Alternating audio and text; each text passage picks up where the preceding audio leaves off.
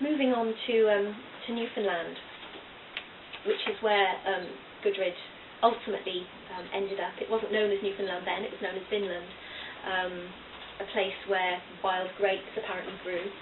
And again, there was a very small Norse settlement there. And I crossed the island of Newfoundland from east to west and then headed up to the farthest tip of the Great Northern Peninsula. And I suppose while I was there, I became aware of the fact that the history of Newfoundland was very much about the history of migration and of people moving to the island. From the Irish in the 18th century. It's quite noticeable actually along the east coast of Newfoundland there are still clusters of people who speak with a very, very noticeable Irish accent. And in the far north there are people who speak with a very broad West Country Bristolian accent. There are these little pockets. And also from my point of view, coming from Cardiff, there's also a Welsh colony in Newfoundland and people there still speak with very noticeable Welsh accent. And so it wasn't just Gudrid's journey that I was interested in Newfoundland. I also became interested in other kinds of journeys and migrations and movements. And something that the people there still talked about with a great deal of passion and energy is a program known as the Resettlement Program, which took place in Newfoundland in the 1950s and also carried on into the 1960s, whereby people who lived in outports, very isolated rural communities, were offered government grants in order to move to more centralised locations. And this was meant to be a great thing for them. This was meant to be a real boon, a real positive thing. They would have access to electricity, they would have access to fresh water. But I certainly found that lots of people that I spoke to felt a great deal of resentment for the programme that was introduced, and really wished that the outport communities had not been as good as destroyed, really. There was a loss of real sense of community as a result of the resettlement programme, and there was really a great regret for that, even 50 years later. So I thought it might be quite interesting to write a poem in the voice of somebody who has been forcibly resettled or encouraged to move from an outport community. I was also aware of some visual art depicting the whole resettlement programme, whereby sometimes entire houses would be towed across the ice by the men of the community, or else they would be roped onto a sort of homemade raft and then towed away to another part of the island by boat. So these were really very, very striking visual images. So this is resettlement. It's wonderful heavy.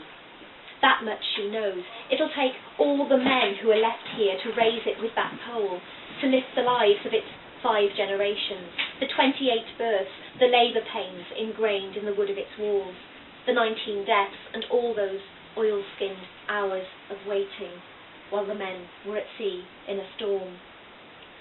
When her sons talk of leaving, of living in a place that's not an outport, her spirit distorts like the limbs of a spruce in the wind off the water. There's government money, they say, if she goes, and so many others have done it. But her need to leave barely creeps above ground, stays stunted as bake apples in the tundra. So today, instead of cooking up a final scoff, she boxes the memories she hung to dry and salted, then stands alone on the rocks to watch as they heave her home onto a raft of casks, rope it to a boat, set it afloat, then ask her to step on board. When I came back to Wales, having completed the journey, did a lot of it on foot, by boat and so on. I started to think about how I was going to organise all the material, all of the poems that had started to come through. And I started to do a lot more research, not only into Gudrid, into climate change, into environmental issues, and how they impact on the subarctic and Arctic, but also into other narratives of other explorers who have travelled in that area, and not only in the Arctic but also in the Antarctic as well. Became quite obsessed with ice, I think, during this period, and it gradually became clear that I would organise the collection into three main parts. First of all, a long Arctic and subarctic section at the beginning, which focused on Goodrich's journey, on my journey, and on various environmental and eco-poems. Then there would be an Antarctican section at the end, which I suppose explored those themes a little bit further. But then there would be a slightly warmer, balmier central section as a result as a relief from all of the ice, which would carry on some of the eco-poetry strands, but would nevertheless not be quite so icy. So I shall share one of those slightly warmer poems with you. It's a poem which is about the illegal trade in elephant ivory, and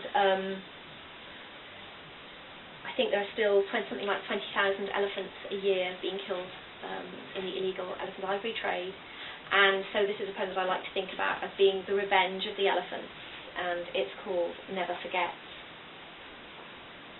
Your bone china cup rattles in its saucer, your sash window stutters in its frame, your whiskey bottle tumbles from the table and shatters.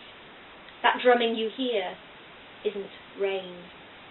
Skin crinkles like bin bags, they thump past the cinema, the film burps and judders, march past the busker, his dusty dog whimpers on its string. Cars, that other lumbering herd, are bumper to bumper as fear flees to worship at Tesco or seek salvation at Esso first. The gargoyles on your walls wince and shudder as calves, ancient matriarchs, bulls in must stump closer. Hundreds are now marching out of town. They've shrugged off the Maharajas, bashed through the bars in the zoos, thuddered from shrunken jungles in their hunt for you. Crash. Down go your gilded gates, then each nose, live as a petrol pump hose, uproots an English oak. They tusk your summer house to see if it's edible, lasso your rococo statues.